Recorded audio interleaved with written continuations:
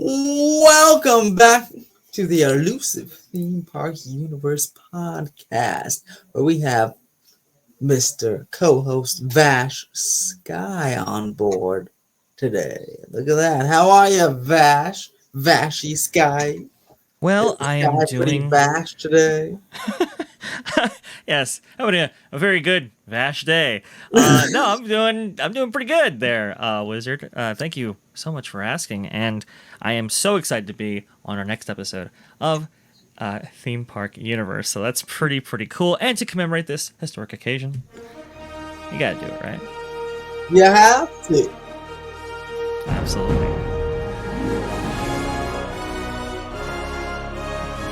Come on, phone. I think it's appropriate to kick things off with a little bit of Universal news here, Wizard, that you amazingly uncovered here. Do you mind sharing with the audience what that is? Of course, Doctor. Of course. All right, so we have some new details uh, on the Fast and Furious coaster here, and new new details that Universal unveiled, and new details from permits that we found. So let's go ahead and take a look. Let's see here. Share screen, shall we? Riveting content for our viewers, there, Wizard. It's absolutely amazing. Sorry, folks. Boom! We're getting the links up. There it is. All right, so There it is. here's the geotechnical permit from May, made by this company called Twinning.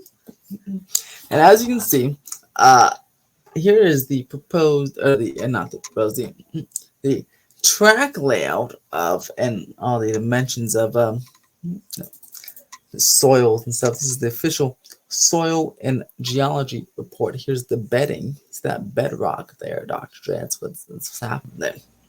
Right.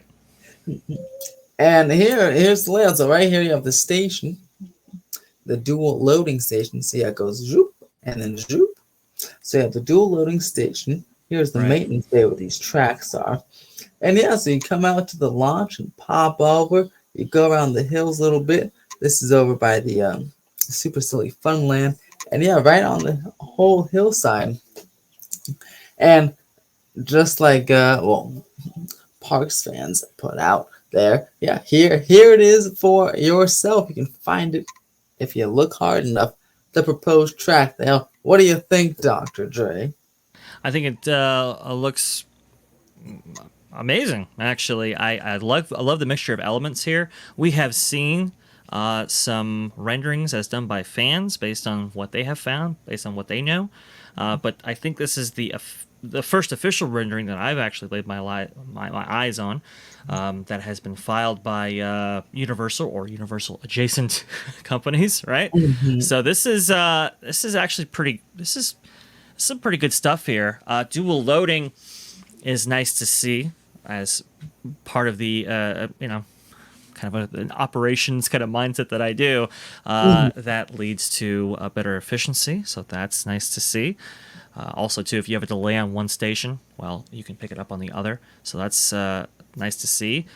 We have also seen some renderings of some of the sound dampening that's going to be going on some of these helixes or various elements featured on this coaster. You can kind of see those here, which is pretty cool to see. It's just amazing how they're able to fit a coaster like this that is so ambitious on the side of a mountain like they are. I don't think I've seen anything this aggressive in terms of that development since, I don't know. I guess you can point to various projects at Magic Mountain, but this is something else here. Yeah, it is insane, Doctor. And let's take a look at some information that a Universal gave to the residents themselves. Let's see here. Right over here, it shows what's going on. So, roller coaster snapshot right here. They're saying There's a commitment to the community. So there's 4 layers of vegetation. So I have that low rumble track doctor with Yep. a tire jack filled with pea gravel. You're gonna have the half pipe shield at 2 spots, which we'll see in a little bit. A sound wall that'll be longer than 2 football fields, Dr. Dre. 2 football fields. To be built comprised of acoustablock material, which is a state-of-the-art sound-absorbing product, and the ride vehicle, of course, be rotating to rotate the sound away from the people. How cool does that sound, Doctor? I think that sounds amazing. The acoustic block material is actually pretty cool. From I have a little foray in sound engineering, so that's pretty awesome to hear and see, especially for the community members, because Now, you've got a lot of actual residents living around the Universal area. It's why the park can't stay closed can't stay open at night at various times of the year. It's why they can't have fireworks and all that. So they're really committing themselves to doing everything that they can to suppress as much sound as possible. But I think, Wizard, this is the first time that we have gotten confirmation that well, I mean, I don't want to say it's the very, very first time, but this really kind of cements this idea that this coaster will feature a 360-degree rotational pattern for the vehicles themselves. Is this correct? yes, the first time the Universal officially said that these will be rotating vehicles, which is super cool.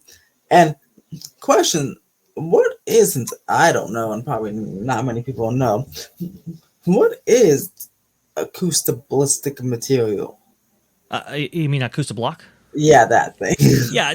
Well, the idea is in order to suppress sound, usually you do that with mass. So if you are if you get a dense enough material, then you can absorb that sound effectively. Acoustic block is kind of cool because it dampens, it suppresses sound, and it also dampens reflections quite nicely in order to suppress that sound with a material that's not quite as heavy as like concrete, for example, right?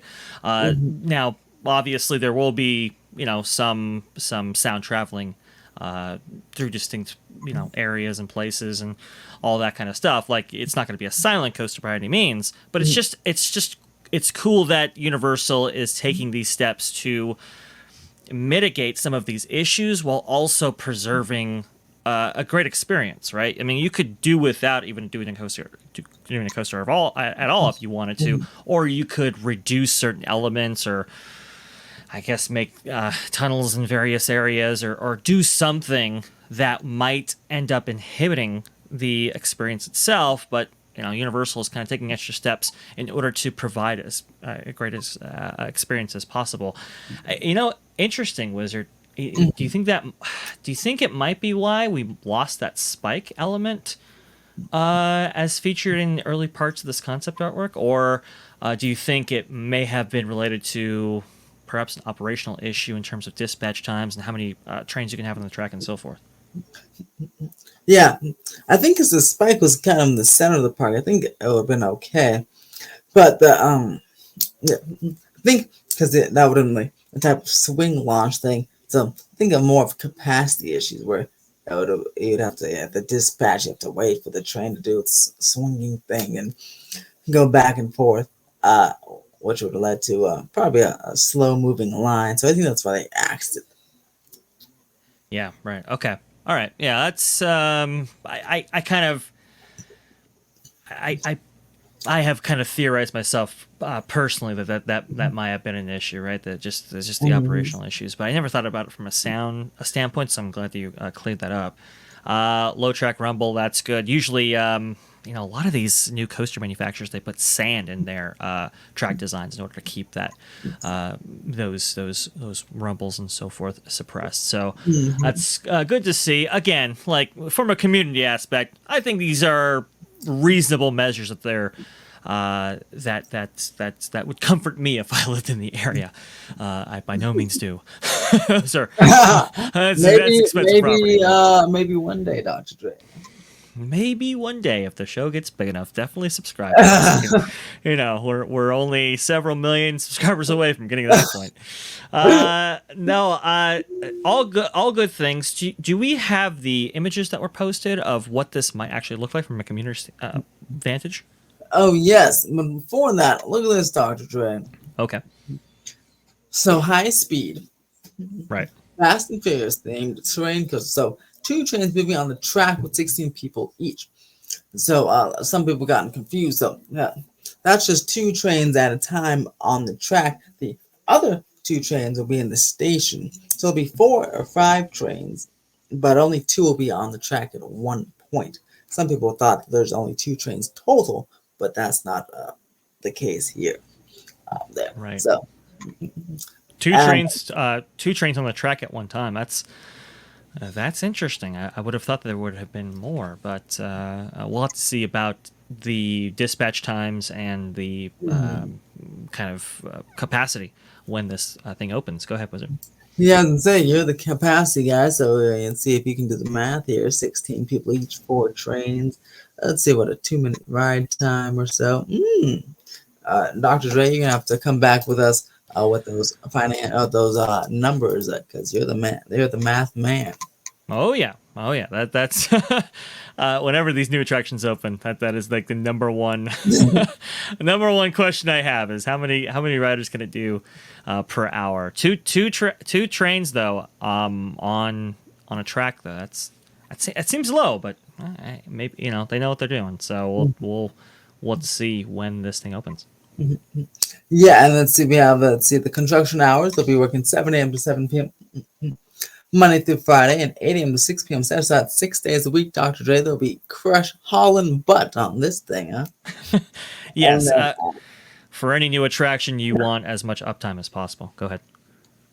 And then location right in the middle of the park by on the former stages. The lighting will meet the evolution plan requirements. No pulsing or strobing lights. Yeah, we didn't see any pulsing lights on the initial concept artwork, and I thought that was like, oh, that's interesting. They didn't go with like let's say the hang time lighting package, right? Yeah. But now we know why. And the attraction hours, this is interesting. See, they'll be consistent with park hours, but including peak season and special events, as long as the coaster operations are in compliance with the property sound ordinance. Special events, Dr. Dre, includes Halloween Horror Nights, which would be pretty cool. Right. Which is quite nice. And it meets the requirements of the evolution plan, cool. The big thing about that special events language, like you said, Halloween Horror Nights, I think for some of our viewers, they might not know that Nintendo, for example, is not open during Halloween Horror Nights to the guests that are attending that event. So to get confirmation that it will be open for special events, hopefully that includes Halloween Horror Nights, that is a good sign. Oh, a very good sign, because it could be open. That's quite a scary attraction to be open for Halloween on a scary event. That's quite right. nice. And Dr. Dre, you can get your Capital One coupon. Okay. Well, I'll take that under advisement. These photos were for me, but I gave them over to Alicia Stella to use for his article, so that's me from last weekend. Right. And guys, if you have not listened to that show with Theme Park Wizard and Stella, I'll link it. You should link it. That's on my channel, Theme Park Wizard. It's a fantastic show, an hour long of goodness, epic universe and Hollywood goodness. So check it out. Really great, informative stuff by the both of these two here. Absolutely phenomenal. Definitely go check that out. So you took these photos, very very nice, like the photography right here. But we can see. They have long since broken ground. Oh, go ahead. Oh, yeah, no, yeah, I can see. No. And as I mentioned that in my video when I took these, you can see, look at them just chopping into the hill right there. Right. Terraforming out. Ooh, they're just digging. I mean, wow. And for those of you who don't know, there's just trees and shrubbery here. Just like 3 months ago, there are actually 2 buildings in this spot 3 months ago. And now it looks like they never were there. Isn't that crazy, Dr. Dre? It's absolutely incredible, and a restroom facility, as I found out on my most recent visit. It's like, oh, Oh the yeah, restrooms that used to be there, they're gone too. Okay, well that's yes, good. totally gone. And he was like, isn't that one over here? I'm like, oh no, that's part of the animal act. Now it's Now, gone. during this construction process, we don't foresee any changes to the studio tour because I know it. I know it kind of does it run alongside that road there, or Yes, am I these mistaken? towards here, Okay, but the track it's kind of inward, and if they didn't have, but there's a construction gate right here, so I feel like they will probably put all they'll store some pieces right here because the like right along the wall. They okay, shouldn't have to close this due to. I mean, even if they did, that'd probably be like some like early morning stuff before the park opens, so just like lug a support in or something. If they have to use the CO2 or road, but and the studio closes early too, so they can always pop in afterwards. But I think for just this section of the shack, they should be pretty good at the with the steel tour. But we'll have to see. You never know. But right. I think there's enough room based on let's see. Yeah, yeah, because in most of the coasters kind of oops back here, and there's only that kind of couple helixes and version right here. I think it shouldn't affect it too much. Okay, And then let's see. There's the thing we just saw. yep, Let's see. Oh, there we go. Okay. right. There you go. So that's the Oh, kind of that's what this I is was. going over the Starway, the first little dive loop here. And you see the scream shield is matching the escalator glass. Trying to put that in there. The half pipe shield looks like a half pipe shield, Dr. Dre. Well, yes, but I kind of like the aesthetic of it. I'm Hmm. not too fond of screen shields. However, I do like the aesthetic of this only because it kind of matches the well, what is it? The escalators. What do they call that? The Starway? Yeah, yeah. Starway. Yes. Sorry about that. I do like how it matches that aesthetic and complements it, and you know it's aesthetically pleasing, or as least as it possibly can be from this vantage. I do like that. Usually, that's where you would put that acoustic block material. I'm surprised. It looks like I don't see it there, so that'll be quite interesting to see where that material actually goes. But I'm liking what I'm seeing so far. This actually looks pretty good. Yeah, I like how it's doesn't try to like stick itself out too much. Tries to blend in as much as it can to Right. the sky and to the escalators. Um, yeah, obviously with the California Screaming, those are very blue, so they're stuck out there. Um, Yeah. and with the Incredicoaster, it's red, obviously. At least I Mhm. like how they made them uh, kind of show scenes in the Incredicoaster. Thank goodness, because instead of just being there, they kind of incorporated them into the coaster. So I'm glad they made that upgrade when they switched that coaster over. But I yeah, agree.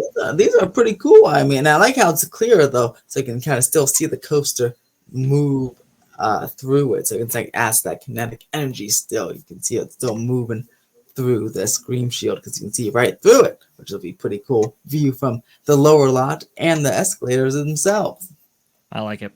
I liked it a lot, and yeah, for the reasons that you state, the kinetic energy, the, I mean, just being on the Starway and being able to look up and actually see these cars going right over your head, that is cool. So they have sought to maintain that aspect even with these stream shields. Very nice. And it's kind of interesting here. I'm trying to. Hmm. Oh no! I think this is Jurassic World. Yeah, they've been hiding the station from us. I'm trying to see if we can sneak peek at what that looks like, but uh, every angle they show, it's not there. Sneaky Yeah, little ones. yeah. That's the most of the theming will probably be there in that Yeah. station and around it. So that's why we're anxiously anticipating when we can actually see that. Here's the view from the Blair Drive. No visual impact. Here's the view from the Going past area, there's the little Scream Shield right there. Boop, there's Despicable Me. There's Potter. Yeah, see, it's very interesting too, because Hogwarts is still the tallest thing here, so that's good. Uh, at least for the neighbors to complain to thing, because it's not like this will be super tall or anything. Because Potter, the top point of Hogwarts, is still much taller than this highest point of the track right here. Yeah, the Super Silly Funland area of the park has always been one of those things that is much more noticeable, Mhm. like outside the perimeter of the park, Yeah, than any of these other things that they've been building now. So I don't, from those vantages and from those mock-ups, doesn't look like it's going to be any more or less distracting than those. so now we know what this was. This is them testing the Scream Shield, see where the sound was coming was, Oh, I see. Okay. which makes a lot more sense now. But yeah, they had this thing up for months, or not, well, weeks. But now we know why, and now we know why it's glass, because that's exactly what the thing is gonna look like. So here's a little Right. sneak preview of a mini Scream Shield for you. And yeah, like, it's pretty transparent, so it's almost like you can't even won't even notice it really at all. I mean, certain times of the day, which would be cool. That is cool. And we also saw them, like, they rigged up large speakers on the side of that hillside before a lot of this construction actually took place in order to ensure that Mhm. and There they they played are. roller coaster type sounds or screams from it Yeah. in order to ensure that, the residents below wouldn't be too disrupted. And Yeah. this is another part of their testing process. Pretty cool. Yeah, see, yeah, there's one of those giant speakers right over there, blasting into the. That was a cool. I must say, it was pretty exciting hearing those sounds going down the escalator. I was like, ooh, ooh. And it's funny because people were looking like, where is the roller coaster? And I was like, oh, it's just the speaker right Oh. there. And here is the second half pipe Scream Shield in that massive Immelman right by the creative campus over there. That one, much less noticeable because it's kind of behind a mountain, but more noticeable from Lancashire. And yeah, look at that. Look at that. Look at that crazy inversion, huh? What do you think about that, Dr. Dre? Well, here's the thing. The shape of the elements is one thing. For a traditional coaster, it'd be like, oh yeah, that would feel pretty Mhm. awesome going through that. But with this 360-degree rotation, a controlled spin, by the way, this is not Mhm. I believe this is not a free spinning ride. This is going to be controlled spinning in that Mhm. these cars will feel like they're drifting through this track. When you take these elements and combine it with that aspect, it changes the entire ride profile, ride experience completely. If Wizard, I know you haven't been on Cosmic Rewind, but going through that, it's kind of a bog standard coaster, but when you take that aspect and when you can kind of drift alongside some of the elements that are featured there, or turn in various ways that really kind of enhances some of those sensations, it just changes everything about it. So, as amazing as these elements are, folks, I can tell you right now, if you have that kind of a spinning aspect added to this, it's going to be amazing. And keep in mind, Cosmic Rewind is about 50 miles per hour. And this will be 73, Dr. Dre. Yes, very, very, very quick. How many launches are we talking here? Looks to be about two or Right. three. That's going to be great. This is going to It'll be be two amazing. launches and like a boost, so like three, two and a half. Okay. Yeah. And then see, and then here it's funny, yeah. So on this community note, they put the star where it's gonna be. They also hid the track layout in there again on this community note. No one even noticed that till I saw this video, which is funny.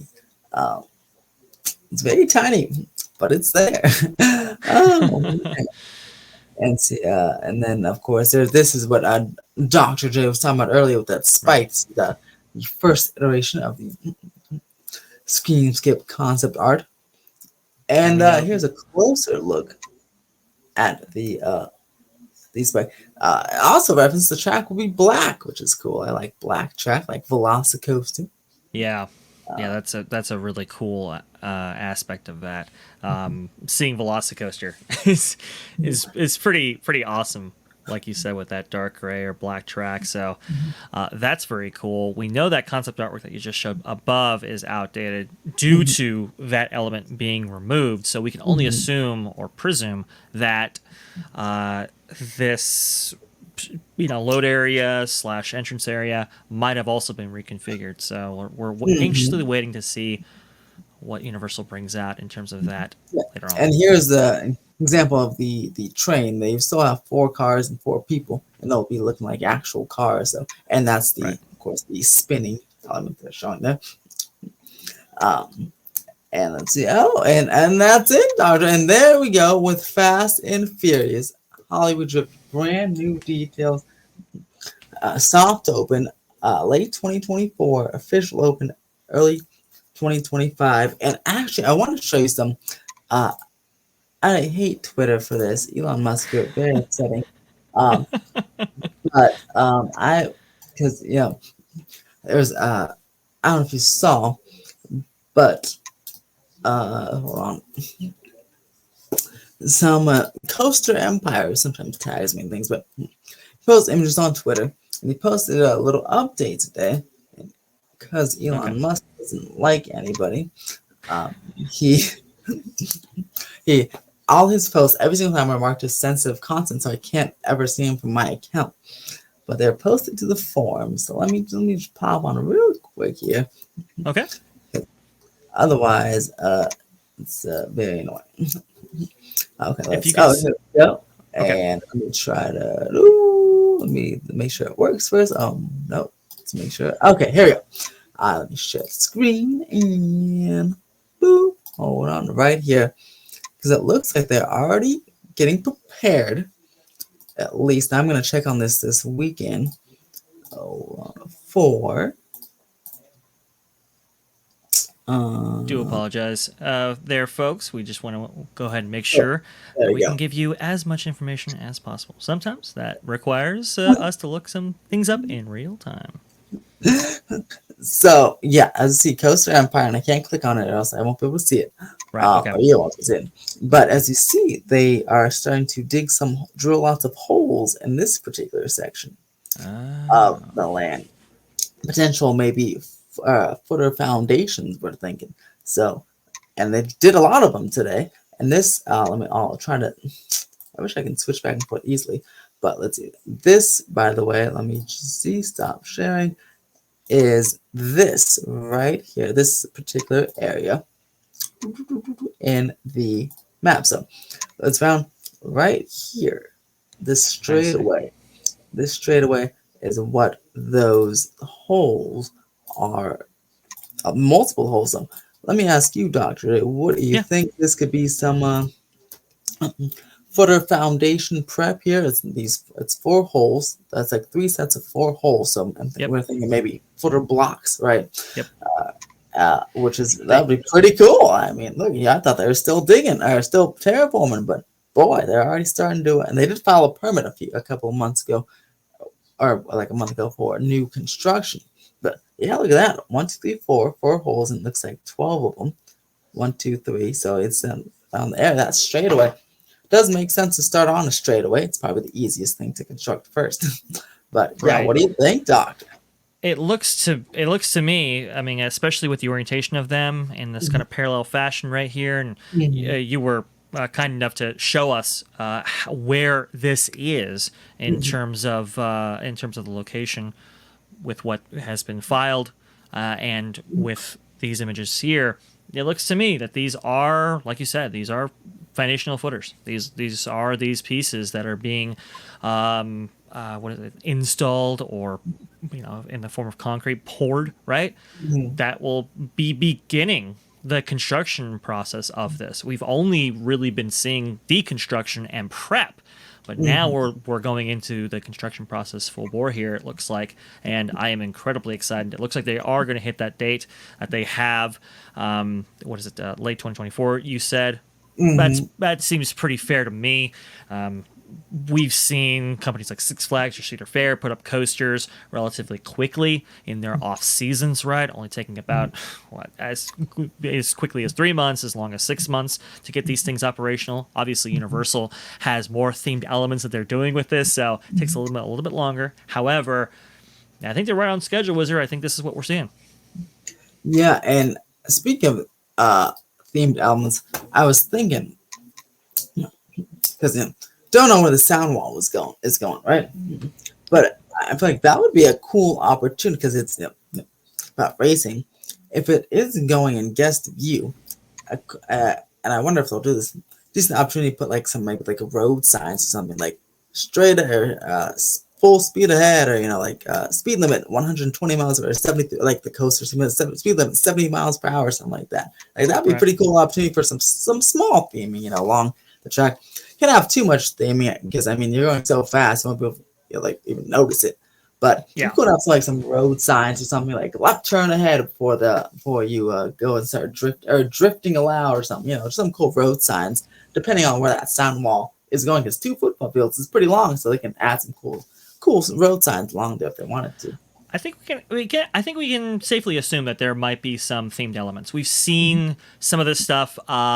Velocicoaster, right? Velocicoaster has some themed elements, not just with that amazing rock work that they've built out there, but also some velociraptors that are out there, static figures, road signs, and roller coasters is interesting because the first thing I think about is Rock and Roller Coaster. Madness. Oh, I see a Mulholland Madness. But yes, Rock and Roller Coaster makes more sense because it's fast and you're on a freeway, which is I do like that idea. It's so cool. Right. And so I think I don't see why they wouldn't be able to implement at least some of those elements. They'd have to be a little bit more creative, obviously, because this is going to be outside, right? And we just went over all these plans of sight lines and everything like that, right? And how that's very sensitive to this area of the city. However, I think it's. I think it's very plausible that road signage or some kind of street-like atmosphere would be added to this thing. So we haven't really gotten a lot of confirmation on what thematic elements will be added to this, but doing something like that, Wizard, I think it'd be very, very appropriate. Yeah, so very excited. And one last Universal thing. Sure. It was actually for what I was doing for I found here. New permits were filed today for the new Harry Potter locker project. So probably after the holidays, we'll start seeing that new structure, Harry Potter new locker structure like in Orlando, come take out some of the extended queue for Forbidden Journey. So I'll be watching that very close. Oh, I see. Yeah. So that's interesting because I just went over to Orlando and I saw that locker. What's the difference? Like, what do they? Because I've seen like pictures of the rock work, but I haven't actually seen the lockers. So is it better? Does it flow better? Are the lockers newer? How's it looking? Yeah, I would say that whole situation flows better than the current situation we have over there in Universal Studios Hollywood. So Universal Studios Hollywood is right below the castle, like in between the entrance corridor and the exit shop, and it gets real hectic over there. Like, it definitely does, especially as someone who used to work at that attraction. Working in lockers was it was like hell. Like it was like during the busiest time because people come in because they exit and they come in and get their stuff. Then they try to exit out of the entrance queue, and we have to tell them to turn back, and we have to post the line. It's just so busy. So when I looked at Orlando's, and it looked like it was outside of the castle, like separate to kind of to the side type of thing, right? Yeah. Yes, it is out. It is outside, and I didn't. Unfortunately, it wasn't like the best theming that I've seen, but operationally, so much better in terms of that whole thing. Still not great, but definitely much better than the original version. Yeah, absolutely. Now, I just hope that Universal Studios doesn't adopt the locker size that they have out in Orlando, because Universal Studios Hollywood benefits from more of a square shape, whereas Oh, they uh, have the horse kind like of a square, a thin rectangle rectangle, you thing. Yeah. know. Oh Yes, that's why I man, was curious. hate I that. wonder. I was wondering if so. That's what those lockers in the Harry Potter Yes. like. And or are they also like that in the original, like the old? Do you know if it was like that the old way too, or if that was just the new lockers that look those rectangle things? No, I mean every single locker except for the medical lockers, which you can request for. Every Oh, single locker is is that that kind of, that's weird. flat. I feel I like that's know. such like limits space. Like yeah, Well, yeah, from an from a design standpoint, right? You can fit more um, lockers per, yeah, lockers. But like, right. how can you put a backpack in somewhere? Like You that's can't. weird. You Like can't. You can't put a backpack in there. yeah, They actually have sinks around there in which you have to pour out your drinks if you want to store like the cups and stuff wow, in those lockers. So it's like it's all. yeah. It's just it. I hate that Fingers whole thing. crossed So that we don't get that because that sounds horrible. I agree. I agree. We will see. But Wizard, I do appreciate that update. Well, now we're gonna go ahead and leave the Universal Kingdom And for go the Magic Kingdom. 30 miles south. That's right here. We'll start with the bad, then we'll get to some good here. Toontown Troubles. It's really shocking how much refurbishment and repair the brand new Toontown requires. A vast stretch of the land is behind construction walls to address issues with tripping hazards, slipping hazards, broken elements, and elements that never function correctly, interactive elements that have already been removed, and even more repairs on the way. This is via Mice Chat right here talking about Toontown. Now, Wizard, you brought this to my attention, and I think it's pretty good to go over with our viewers. One second here. Mhm. As we look down here, we see that they have been changing some stuff out. One of Mhm. those things, by the way, is that they want to increase drainage in this area because of this fountain. They want to obviously redo the fountain to restore those interactive elements that they were supposed to have on day one, but also they want to change up the material, it looks like, beneath the fountain because, well, as it says right here, provides. Hopefully, it will provide a more sure-footed surface. Now, Wizard, if you remember correctly, on a previous show I was on, I had referenced that the wet area below that fountain was going to be a problem, and Mhm. well, it looks like they are addressing that as well. So, my operational mind just it goes off when I'm in a theme park, and it's like that's going to I be an love issue. it. Sure enough, it was. But the other thing that we wanted to bring to everybody's attention was that it looks like the hills The hills are having a tough time now, huh? are having a tough time. A tall scaffold has been erected behind El Capitan Theater. We aren't sure why, but the mountain mural is already starting to show signs of wear and tear. This is kind of interesting because a lot has been said about, let's say, Universal's cartoonish like hills as part of Mhm. Nintendo Land. And look, people have had criticisms of those, but as far as looking at it from a maintenance standpoint, it looks like they're doing better than maybe the Toontown hills across the way in Anaheim. So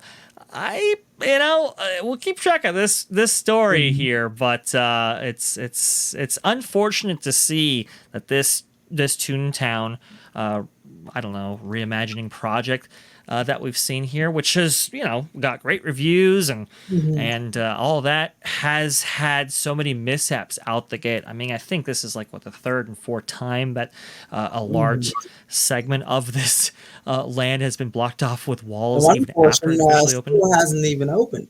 Yep. A whole portion hasn't even opened. That's Donald's boat. That has been walled off, sealed off, whatever. They have had to remove interactive elements that either didn't work to begin with or only worked for a short period of time. In a constant state of flux here. Hopefully, we'll get a great Toontown. If not this year, next. We'll see. But I for hope so too because the parts that were working. Oh, I love them. They're fantastic. Especially this part, that had a play yard, um, was and it's cool to see so many like kids sliding down the slides, the hills. Like, oh, it's getting so much use. So glad to it's very nice to see that Toontown so busy. So I'm hoping that when they fix everything this time, like it'll be the last time. Like, sure, I mean, something will break here and then they'll probably replace. But I mean, hopefully not large swaths behind walls. Maybe just one of those tulips because my friend got in them wrong. He know how to get in them. He got them the wrong way. He twirled and he fell off of it. So if something like that happens, the tulip breaks. Of course, swap it out. But hopefully, nothing large scale will have to happen after these couple of refurbishments. Right. I'm hoping so. I'm hoping this is just, hey, you know what? We kind of rushed the opening here. Or maybe those California rains that we experienced in 2023, maybe, those played havoc with this, and we're starting to get those issues ironed out. Hopefully Toontown can stay open completely for a decent stretch of time here after these have been completed. So we will see. But I'm hoping Donald's boat opens with the How to Play yard. I hope they work on that while they close, because I think next week's when they close that. So I hope because they're connected to them, hoping they can work it all, because November is the official start of our rainy season again. So, you don't want more storms to come and ruin everything. In fact, there might be a chance of rain mid-November. So they gotta hurry up before they have the same problem. Gotta hurry up. Gotta get it done. I want Donald's boat done for at least by next summer. Can we have it open by next summer, please? Dear Disney, if you're gonna have a water area, please have these things open by summer, not opening Moana's Journey of Water after the summer season has concluded, or Donald's boat not even opening at all. So. Let's get on it here. We'll see here. Pixar Place Hotel reveals more details. Official opening January 30th, and so we have some concept artwork here that we'll quickly go over. For 400 to 600 a night, maybe even more, depending on what room you actually stay on. Well, you can stay in your very own Disney hospital room. I do apologize. The Disney hotel room here with Pixar Place. We saw some concept artwork here. I think it's nice, and if it was like a value brand hotel, I think this would be an absolute winner. But Disney lists this as a deluxe. What do you think here, Wizard? Am I being too critical? Am I being too harsh with this? Or well, let's see. I guess it certainly seems like an upgrade over Paradise Pier. I still wish they would just demolish the whole thing. It's funny that Rex is photoshopped on the couch there, but yeah, I mean, it doesn't look like. I mean, for like $100 more, you can stay at, or even sometimes less, you can stay at the Disneyland Hotel, and that seems much nicer to me. I just never really liked this hotel in general, so I don't think I'll ever like it. It is better than before, but I still probably wouldn't stay here, type thing. It's I mean, I agree with you, Wizard. It's the Disneyland Hotel at least has that nostalgia, right? And it has that kind of there's a charm there that this resort has frankly never had. It's just closer. I mean, you have to walk either way, so. You have the better pool, I think, in my opinion, at least. Yes, much better pool. You're closer. You're closer to even just watch Downtown Disney. Like, I mean, they really have Pixar Pier, Paradise Pier, whatever, really has to step up to compete with the much. If you're going to charge almost the same price as the Disneyland Hotel, then you better, better compete, but it doesn't look like it's competing. It doesn't. They're relying on some swanky, design-ish elements and some character integration, which is fine, I guess. And look, like I said before, I mean, if and what Wizard alluded to here, if you're going to have this at a value price, I see no issue with it. I think it's very acceptable, and this would work well alongside hotels like the Art of Animation or Pop Century or some of those other value options over there at Walt Disney World. However, with this being at Disneyland Resort, seeing that there really isn't a value option available on Disneyland Resort property, and there are very competitive values in the immediate surrounding area, you're gonna charge $400, $500, $600 a night for this place. I mean, it's got to be. I would expect it to be very, very good. And well, for that same price, you can stay at sometimes the Grand Californian, but oftentimes at Disneyland Hotel, and it just doesn't make it a compelling value anymore. So a little bit disappointed with this. I think it's a way for the Walt Disney Company to kind of extend the life of this kind of this structure here. This was originally actually made in 1980s by a Japanese company to capitalize on the nearby LA Olympics that was taking place around that time. And Disney acquired it in the 1990s when they were building up Disneyland Resort officially. And they kind of slapped on a theme to Paradise Pier, which was, part of their new theme park for 2001. So it's always had kind of a troubled existence. I would agree with you, Wizard. Just demolish this thing, get it over with.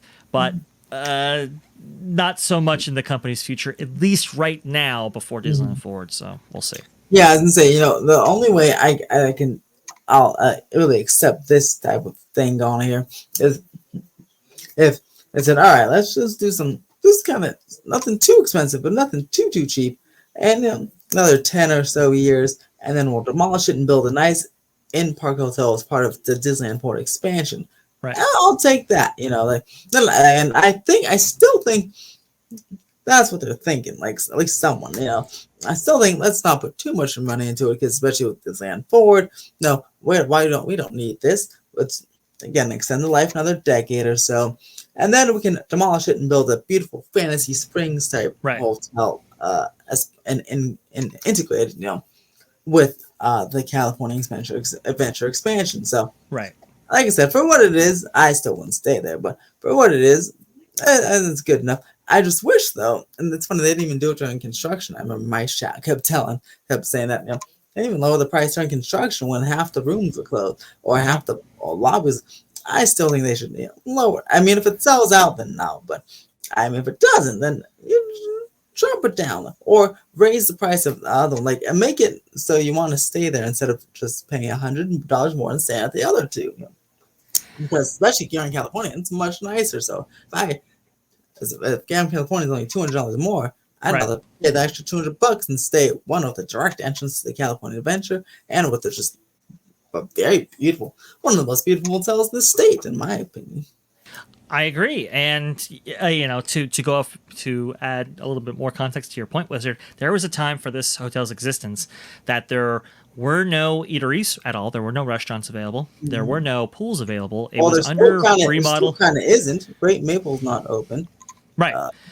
And under remodel, under construction, no additional benefits really whatsoever, and maybe some Disney character integration, but that was about it. I mean, this had almost nothing, and it was charging $350, $400. They did not reduce the price at all. It's kind of insane that they that they had this thing open at that price point for that long, but I don't know. I guess the occupancy it wasn't even a gift shop. No, I do apologize, guys. Sorry. No, yeah, not even a gift shop. Very limited amenities at all. It was just bizarre. It was just weird how they kept this whole thing open while this was actually going on here. It was weird how people actually, I guess, stayed in it. I mean, I heard people walking around. I was like, I guess they're staying in still. Like, okay. Very strange. God, I would have been pretty mad though if I come from a different state and I booked it and I came and I was like, wait, what's up on these walls here? I didn't know this was placed under construction. I'm really upset about that. But if you're a local and you knew it was under construction, and you stayed there, well, hey, let me know why in the comments below. Please. Yeah, please. I'm curious. By the way, if you want to have a fun time there, go just go on TripAdvisor or some kind of hotel reviewing site, right? And go to the Paradise Pier Hotel page or Pixar Pier page, whichever one that they are using right now until this is officially updated. And go back to those reviews and filter your results to include this time period that we were talking about here between 2020 and now, you'll see that the reviews are not so kind, and it's a lot of fun to go through other people's miserable experiences at this place. There's some good ones too, so please let us know in the comments if you did stay here. Why, and was your stay enjoyable? So, but on to even happier news than that. Opening date.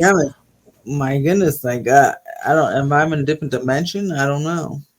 This is some stunning stuff. I mean, if you talk to our mutual friend Theme Park Casual, who has a fantastic channel over there, by the way, I was having a conversation with him next to this structure, attraction, whatever you want to call it, and he was saying, "Look, listen, Vash, okay? They tell you."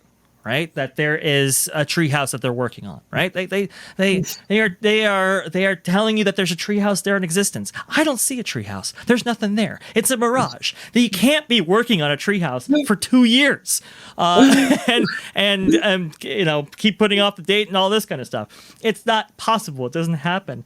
Well, Casual, allegedly, this is a treehouse, and this is actually on the way towards opening. Opening date, all about Disneyland's renewed Adventureland Treehouse.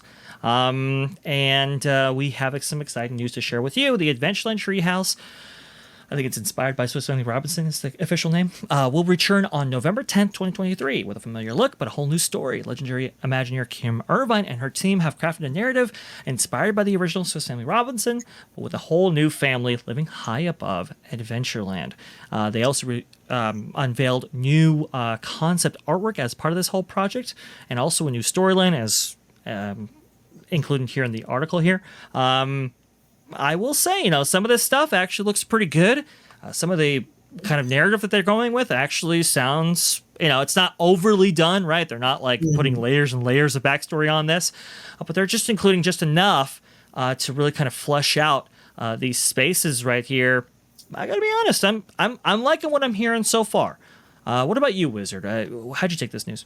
I'm just happy that it's opening. God, they can put anything in there. Boy, oh boy, I cannot wait to finally walk through this thing when we go on December 9th here. I mean, yes.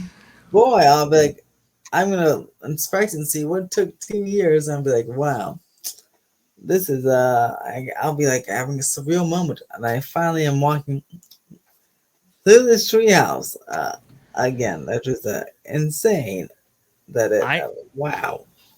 I think this is really, really cool. Good. I agree with some people's assessment in that the lighting here, the lighting package, is it necessarily 100% appropriate for this whole thing? Yeah, Probably not, but it looks cool. I don't get the blue, but I like blue, so it's okay. Right, yeah, exactly. I don't get the blue, but hey, it looks good. So, maybe that's the design philosophy that they're going with here. It looks very interesting. It looks very cool. Hopefully, it will be open at night. I know Tarzan's Treehouse, nighttime operation was a little bit catch as catch can. Hopefully, that changes here when Tarzan, or I should say, not Tarzan's Treehouse, the Adventureland Treehouse officially opens. It looks all good. Also, too, the water wheel here and that iconic kind of structure that was part of the original Swiss Family Robinson. Seeing this kind of restored here, and it's not working right now, but we can see that it can, hopefully will, hopefully it does have that kind of kinetic energy. I think these are all good things, and I am extremely excited about Adventureland finally being complete. I know, finally, just now for the holiday season, so fingers crossed there's no delay. And yeah, it'll look good, and some of these projects finally wrapping up across the resort, which is quite nice. You can watch them and watch them and watch them and watch them. Now finally start something new, hopefully. Yeah, and it's a good point that you make there, Wizard. I think they're also adding on some neon, right, to some of the facades over there, and what was what was that area called again? The Pacific Hyperion Wharf. Wharf area, Yeah. San Francisco Wharf. I mean, right? San Francisco there had some San nice neon. Francisco. I believe it might actually be included in the update that I have in front of me here. Let me see. Let me make sure it is or isn't. Mhm. I did I see them here? Or did I Oh, I see think it them? was maybe it was last week's update. Could have been last week's update. Anyway, doesn't matter. But also, Downtown Disney is Mm-hmm. coming along right here. New structure and what is it? Art piece being added to this, Mm-hmm. which is really, really cool. Like Wizard said, some of these things are kind of coming to fruition here, and it's really, really encouraging to see. More neon as part of San Francisco is great. The Adventureland Treehouse opening is absolutely fantastic. This sculpture here is actually really, really cool. Mm-hmm. It is being done. What is the artist's name, by the way, Wizard? Being Nicholas or something. Nicholas something. We should have probably had that before the show, but Yeah. no, it is actually a kind of a tribute to Black mid-century architects and so forth. And I think it's just absolutely phenomenal. I think this is really, really great stuff. It kind of evokes a little bit of a mid-century Tomorrowland aesthetic, right? But also kind of doing its own thing. Really harmonizes quite nicely with the surrounding area, including the Disneyland Hotel, which is of a mid-century art style. So I think this is really good stuff here from the Disneyland Resort. I'm very excited and glad to see a lot of these projects finally going through the construction process now, and not just seeing empty lots without anything moving or scaffolding everywhere all the time constantly. Very, very cool to see there. So now, Wizard, I think we might transition to a little bit of Halloween inspired fare. Oh yes. So you guys, when you went to the Halloween events, Scary Farm and Halloween Horror Nights for your first time, how'd you like them? I like them a lot, actually. So this was my to give everybody a little bit of context here. This was my first time going to events like Halloween Horror Nights or Knott's Scary Farm. I believe on a previous show we went over the fact that I had never gone to any of those before. So Wizard was like, "I'm going to change that," and actually, he did, and that's really, really cool. Thank you so much, Wizard, for everything that you did to make that possible. But as part of these events here, I was floored. I kind of went into it with a certain expectation and came out of it like, wow, that is awesome. That is cool. I can understand why people are so excited about these things and why this, dominates the coverage in the summer and so forth when we're seeing these mazes being constructed and all that, because these are really exceptional experiences that have been part of the Southern California landscape now for half a decade, as Knott's Scary Farm is celebrating its 50th anniversary of this event. So that is really cool. I think I'll start with Knott's Scary Farm, and then we'll go over to Halloween Horror Nights. So I was trying to look up the trails here, or the trails, but the mazes, right? And I like I said, maybe I should have had that before, because I couldn't find it in time, and I was like, I need the maze names. But the mazes themselves, right? And this is the mazes for Halloween Horror Nights. The mazes themselves were actually, I thought, quite good. I thought they had some very, more than decent production value added to them. Obviously, not the production value that we get of something like Universal Studios Hollywood, but I was really impressed by what I saw. The Cinema Slasher Maze, right, which is new for this year, was my absolute favorite. Walking into the movie screens and kind of seeing those scenes that you just saw kind of play out right in front of your eyes. That was, I thought, really, really cool, really fantastic. The new maze. I like the facade for the Chilling Chambers. That was beautiful. Yes, Chilling Chambers. Yeah, that was very interesting. The what is it? The 50th anniversary maze Yeah. was just really absolutely phenomenal right there. Obviously, I don't get a lot of those references because, well, it's my first one, so that's great. But I gotta see like, oh, okay, like we're gonna harken off this and all of that. That was pretty great. The what is it? Oh, what is the area at the back of the park called? That is the With the, 1920s. the goring 20s. Yeah, the Goring 20s. There you go. That has a new maze as well, which I thought was actually well themed. They themed around the environment that I was actually in. I always appreciate that from a theme park kind of standpoint, right? Not the best maze of the bunch, but one that's nicely integrated in where it's at. So I like that. Overall, I had a really great time, and the scare zones were absolutely absolutely phenomenal. Very Walking into cool. the fog, Doctor. Walking into the fog. Oh, the scare zone near Ghost Town is just great. Love that so much. I really had a good time here. The entertainment itself, so people might have seen my appearance at that park place talking about one show in particular. Didn't go to that one, by the way, but I did go to the Hanging Uncanceled. That was a lot of fun. Obviously adult, but I thought achieved its overall story points quite well. So that was pretty cool to see that. Also saw, let me see here. Also saw Dr. Cleaver Returns, a little bit more of a risque show, but pretty fun for what it is in the Birdcage Theater there. So overall, I had an amazing time. Did you And see the clown or the circus? The guy run around that. yes, Yeah, I saw that was pretty cool. I was like, oh dang. I the was like, La Magnifique Carnaval du Grotesque, I yeah, believe. yeah, This is the one here. that was pretty cool. I was like, dang. Yep, Calico Mind Stage. Yeah, so we saw that, and I didn't know kind of what to expect, but it was basically a circus acts, right, with kind of a darker edge or darker theme to them. But what Wizard's talking about, the acrobatic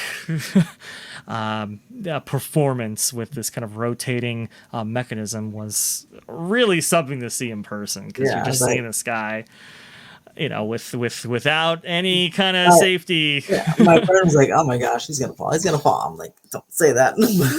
You better I make know.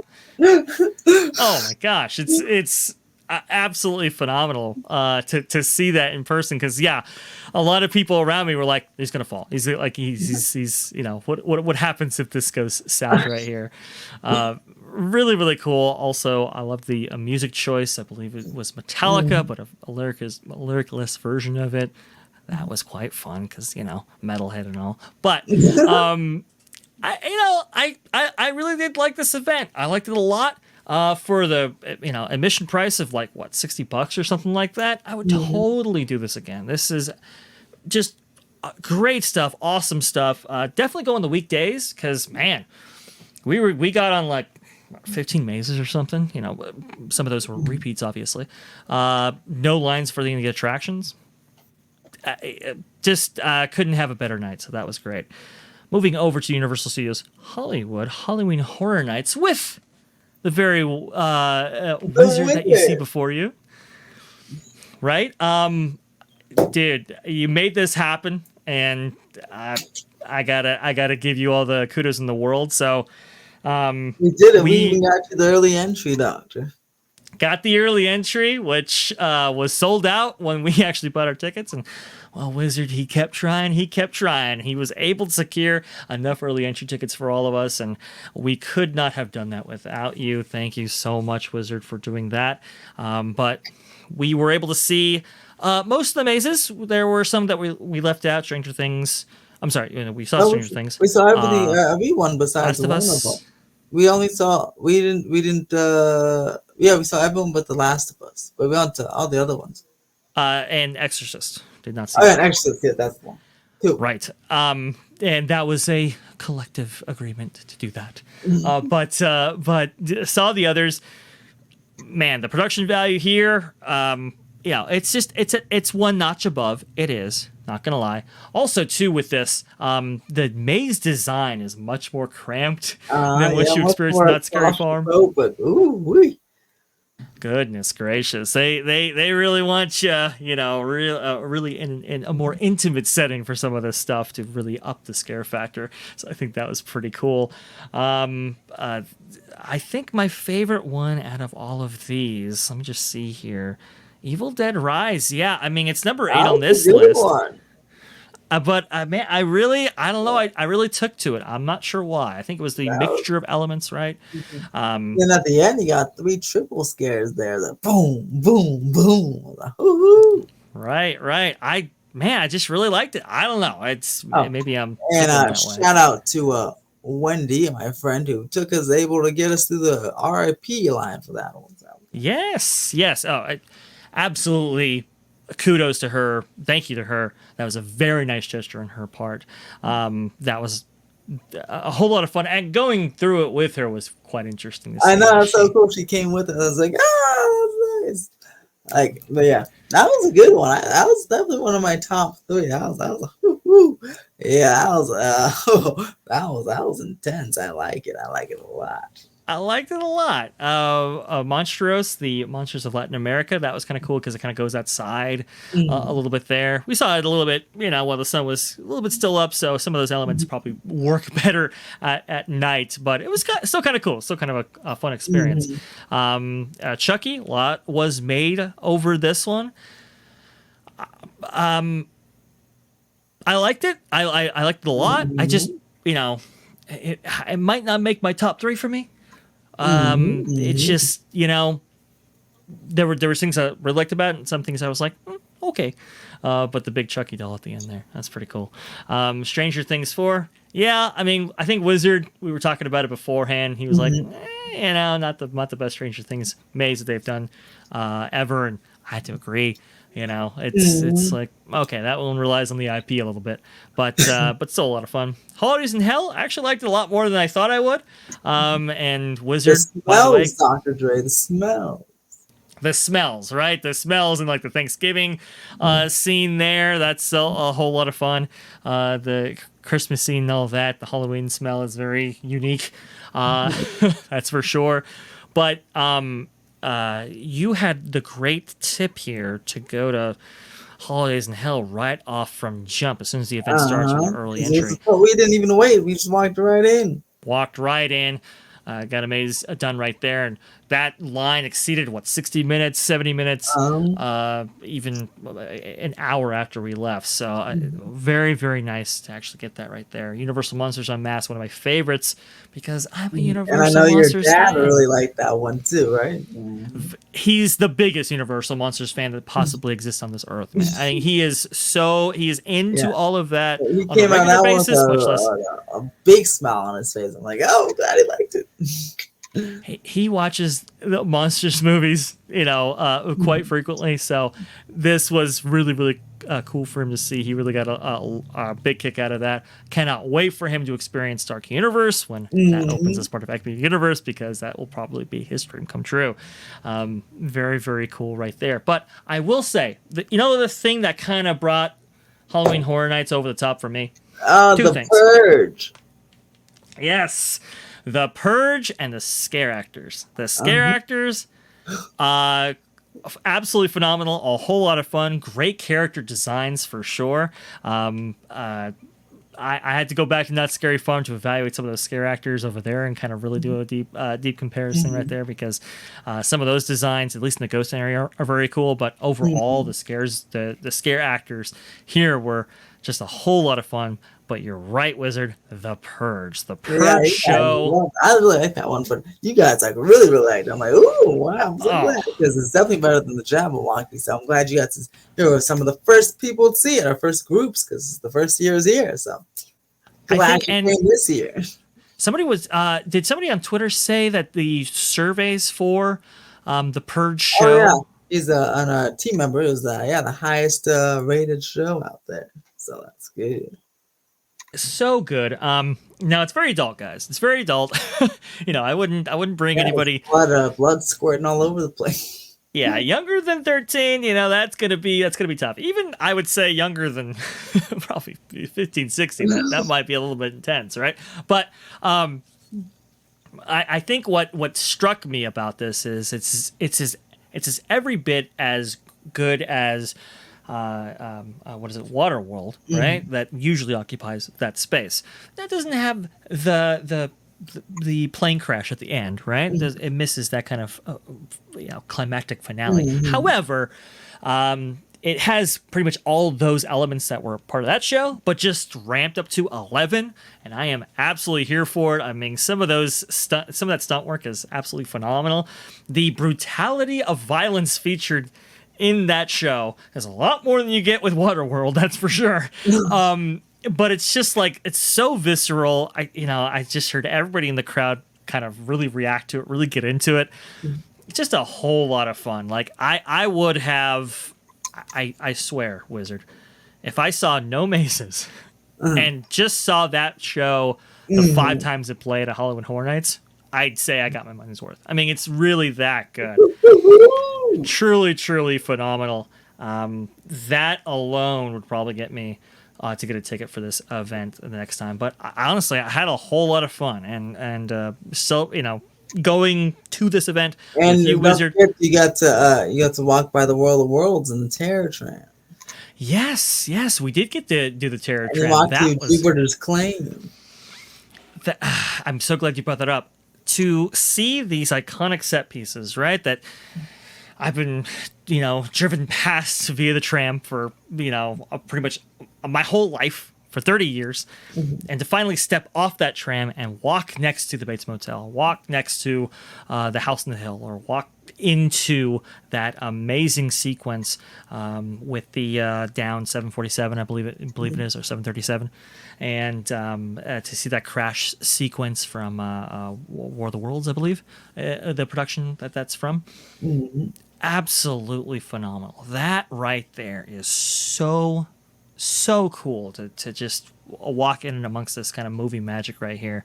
These amazing set pieces. Obviously, we've done it for Halloween, and that is cool as well. But man, I mean, the cinema geek in me, the kind of Universal Studios fanboy in me, it was geeking out during that time. So, so much fun, Wizard. Thank you so much for making that possible. You're welcome. And thank you guys for watching. Dr. Dre, where can we find you? Well, the best place to see me, if you're not already watching, well, Theme Park Universe, which I guess you should be, right? So definitely give this channel a subscribe. The best place to find me is going to be on Twitter at VashSky for all of the robust discussion. Some of you guys might get that reference right there. And if you want to see me with a mixture of short form content and kind of medium form content, if that makes sense, well, you can just check me out at That Park Place. The channel's doing amazing. Loving your guys' comments there. Loving your engagement and everything. What we're doing over there is really, really special. So thank you so much for supporting that as well. But you can find me there if you're so inclined. And you can find me here on Theme Park Wizard or Theme Park Universe. And guess what, Dr. Dre? As always, have an epic day. Thank you.